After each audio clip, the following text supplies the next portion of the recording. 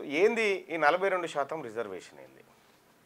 నిజంగా వీళ్ళు ఇచ్చేటువంటి జీవో ఏదైతే ఇస్తా అంటున్నారో ఈ జీవో ద్వారా 42% రిజర్వేషన్ వస్తుందా?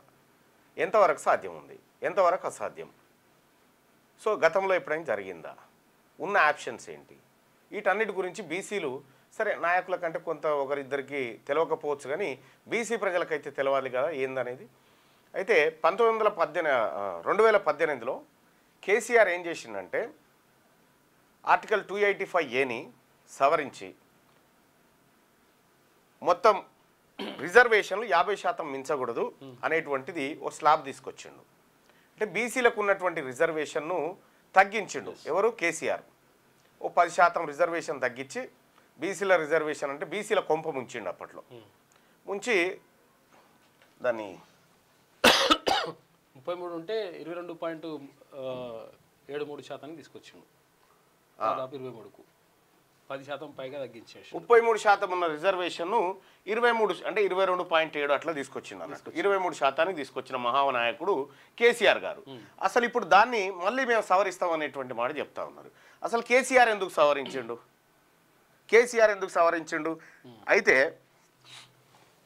50% స్లాబ్ కాడికి తీసుకొచ్చిండు. పంచాయతీ రాజ్ చట్టం 2018, పంచాయతీరాజ్ చట్టం 2018 దీంట్లో 285A దీని ప్రకారం రిజర్వేషన్లు ఎస్సీ, ఎస్టీ, బీసీ ఈ ముగ్గురు కలిపి 50% లోపే ఉండాలి. 50% లేదా అంతకంటే లోపే ఉండాలి. ఇది దాటకూడదు అనేది మహానాయకుడు తెలంగాణ జాతిపితగా ఆయన ఎలుగొంతున్నటువంటి కేసీఆర్ పుణ్యాత్ముడు చేసినటువంటి పాపం ఇది. జాతి ప్రేత. అప్పటికి మన రిజర్వేషన్ ఎంత ఉండే? 33 ఉండే బీసీలకు. ఇది తీసుకొచ్చి ఏం చేసిందంటే 23కు తెచ్చిండు కేసీఆర్. 23కు తెచ్చి దీంట్లో పెట్టిండు. అయితే ఇప్పుడు తెలంగాణ రాష్ట్ర ప్రభుత్వం ఏమంటున్నది అంటే మేము ఈ 285Aను సవరిస్తాం, ఇందులో 50% అనేది కొట్టేసి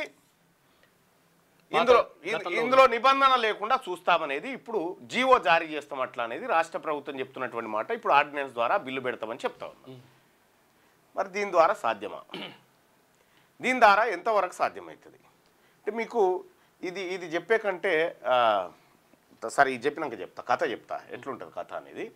50% సాధ్యమా?